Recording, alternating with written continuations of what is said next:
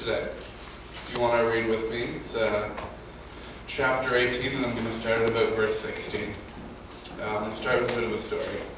So Ahab, he was the seventh king of Israel, and there's another man in the story named Elijah. He's the main person we hear about, and we know Elijah to be one of the great Old Testament prophets. He did a lot of miracles and a lot of things. So Ahab approached Elijah and said to him, "Is that you troubler of Israel?" To which Elijah responded, "I have not made trouble for Israel, but you and your father's family have. You have abandoned the Lord's commandments and followed the Baals." Elijah then proposed a bit of a challenge to Ahab, a challenge that had fallen in Elijah's favor, would lead to Ahab realizing how wrong he had run his country and how wrong he really was at this point. So Elijah told Ahab to summon people from all over Israel, as many as he could, to Mount Carmel, and to bring specifically the 450 prophets of Baal and the 400 prophets of Asherah, who were both the main false gods at the time. And Ahab listened to Elijah. He sent word out to all of Israel, and on Mount Carmel one day he assembled the Israelites and he assembled the 850 false prophets. And Elijah stood before these people and said, "How long will you waver between two opinions? If the Lord is God, follow him, but if Baal is God, follow him." The Israelites abandoned the God that delivered them from Egypt, delivered them from slavery, and Elijah knew that, and they wavered between him and the false god. And Elijah said, "Enough is enough, you need to choose." But the people said nothing. Then Elijah said to them, "I am the only one of the Lord's prophets left, but Baal has 450 prophets. Get 2 bulls for us. Let Baal's prophets choose one for themselves, and let them cut it into pieces, and put it on the wood, but not set fire to it. I will prepare the other bull and put it on the wood, but again not set fire to it. Then you call on the name of your God, and I will call on the name of my Lord. The God who answers by fire, he is God." And then the people said, "What you say is good." So Elijah said to the prophets of Baal, "Choose 1 bull and prepare it first. Since there are so many of you, call on the name of your God, but do not light the fire." So they took the bull given to them and prepared it. They then called on the name of Baal from morning until noon. Nothing happened. They worshipped from morning until noon in an attempt to call on their false god, saying, "Baal, answer us." And they shouted, but there was no response. No one answered. They began to dance around the altar, and they worshipped Baal in an attempt to call him to set fire to their altar from morning until noon. And at this point Elijah began to taunt them. "Shout louder," he said. "Surely he is God. Perhaps he is deep in thought, or busy, or traveling. Maybe he is sleeping and must be awakened." So they began to shout louder and louder. And eventually they began to cut themselves in the hope that the God they worshipped would see they were hurting and come down and rescue them. But again, nothing. So they shouted louder and louder. And at this point midday passed, and they continued their frantic prophesying until the time for the evening sacrifice, but there was no response from Baal. So it was now Elijah's turn. Elijah took 12 stones, one for each of the tribes of Jacob, whom the word of the Lord had come, saying, "Your name shall be Israel." And with the stones he built an altar in the name of the Lord. He dug a trench around it large enough to hold 2 seahs of seed. He arranged the wood, cut the bull into pieces, and laid it on the wood. And this is the point where most of them assumed he would then pray to his God and hope for fire. But instead he said, "Fill 4 large jars with water, and pour it on the offering and on the wood." So they did. They poured the water on his altar. "Do it again," he said, and they did it again. "Do it a 3rd time," he ordered, and they did it a 3rd time. So the water ran down the altar and into the trench, so that this altar, his God, our God, was to light on fire was completely soaked. And then this was Elijah's simple prayer.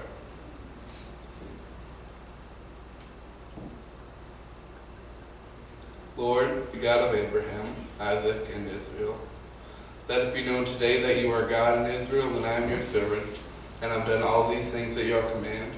Answer me, Lord, answer me. So these people will know that you are Lord and God. That you, Lord, are God. People will know that you, Lord, are God, and that you are turning their hearts back again. Then the fire of the Lord fell, burnt up the sacrifice, the wood, and the stones, and also licked up the water in the trench. So his altar didn't just set on fire, it didn't go up in flames, it just burned to the ground as a pillar from heaven came down. When all the people saw this, the false prophets and the Israelites, they fell and cried, "The Lord, He is God. The Lord, He is God." And then the false prophets, who spread the false name of Baal, were taken down to the Kishon Valley and slaughtered there. They were killed because they worshipped and promoted false idols, false gods. There's no good ending to idolatry, the worship of idols. They were slaughtered because they abandoned the God that created them for a fake God that was simply a figment of their imagination. They completely abandoned the God that years before had rescued them from slavery in Egypt. Now, preaching about golden calves can seem a bit out of date now. Preaching about this sort of idol worship can now seems like a bit of an Old Testament message and is occasionally looked at as a bit of a useless message, but sadly today the term idol no longer just refers to a golden calf. There are two specific definitions of the word idol. The first is an image or representation of a god used as an object of worship. These are the false idols of the Old Testament. This is the obvious sinful act we connect with idolatry. This is worshiping a golden calf or an animal like Baal, like Asherah, a god that they made up for their own purposes. But it's the second definition of the word that is really important today. A person or thing that is greatly admired, loved, or revered. I'm not saying that it's wrong to greatly love something, it isn't at all, but it does become wrong and it becomes a sin. It becomes idolatry if we begin to love something or admire it more than we do so God. That's when it becomes a sin, whether it's your career or another person. That's where idolatry slips into our lives today. Martin Luther, who's one of the founders of the Roman Catholic Church, he said, "Whatever your heart clings to and confides in, that is really your God." I like that. We should automatically cling to and confide in God, and if we automatically confide in something else before God, then that becomes our idol. That becomes idolatry. And if we put anything else before God, whether it's a passion or a life, that becomes idolatry, and idolatry has no other end but slaughter and death. Not necessarily earthly physical, but eternal spiritual slaughter. But there's another side to the coin. There's the better message, the thing I like to talk about, the happier side. This second story shows that the better side to idolatry, the not worshiping. So in Daniel chapter 3, I'm going to start at verse 10 for this second passage.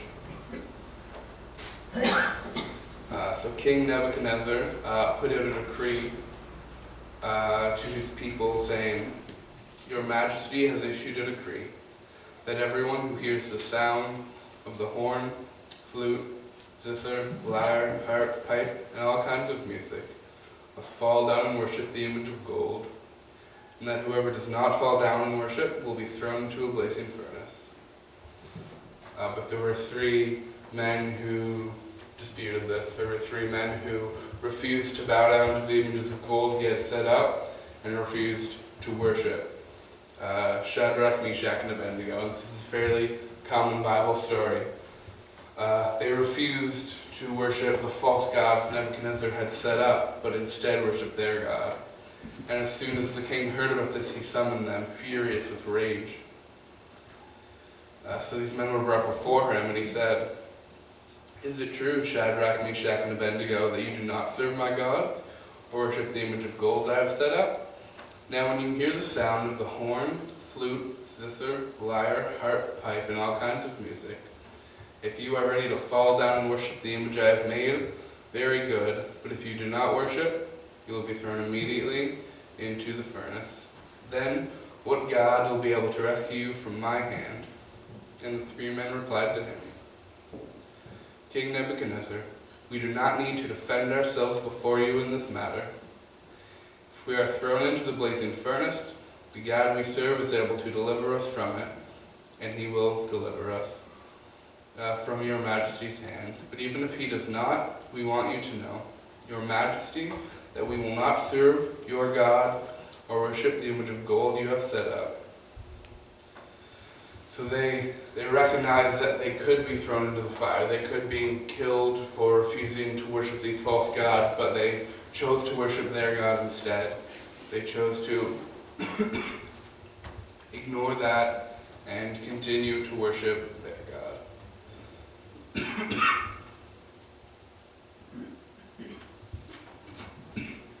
Excuse me, I have a slight cold at the moment.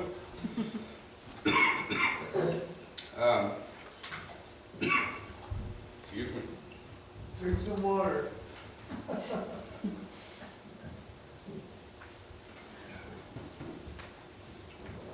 So this obviously angered the king. So he immediately ordered that they be thrown into the fire. And they were. He ordered it be turned up 7 times higher than usual, so that the guards that threw the men in were actually killed just throwing them in.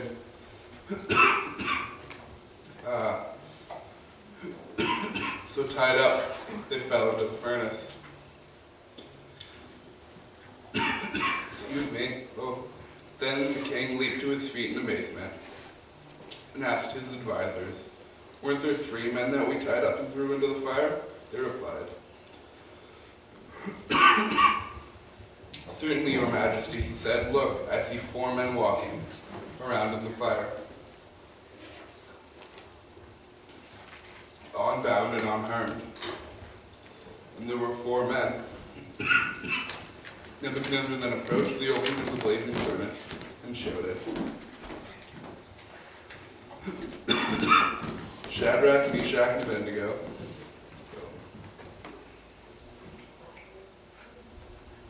come out of the fire." And the satraps, prefects, governors, and royal advisors crowded around them.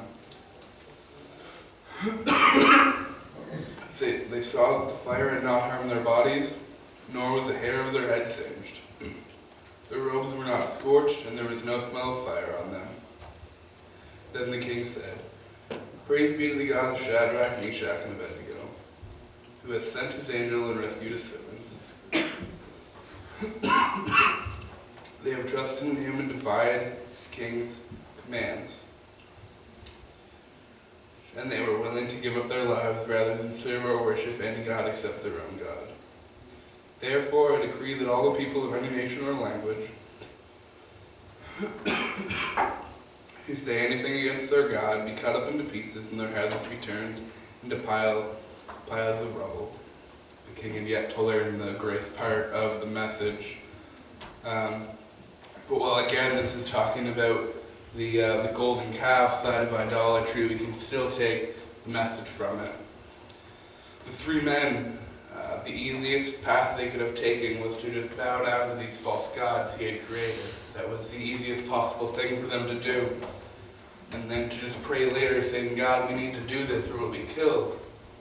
But instead, they did the right thing. They knew they were not to bow down to any other gods. So they chose to worship their God and be thrown into the fire. They knew if it was God's will, He would save them, and it was, so they were saved from the fire completely unharmed. And we have that same promise. We have the same promise to be saved from being thrown into the fire.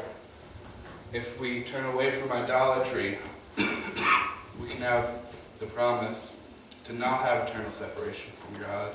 That if we live an idol-free life like Shadrach, Meshach, and Abednego, we can avoid the fire and we can be saved from the flames. And we should and we can take deep comfort in that fact that we will be saved from the fire and we will be saved from the flames. Idols lead to only bad, but if we turn away from that idolatry, it leads to only good. Let us pray. God, thank you for bringing us all here today. Thank you for the message and thank you for what you have done for us. Please let it be so that we may all turn away from idolatry and not let it take over our lives and even be in our lives, Lord, so that we may only worship you. In your name I pray.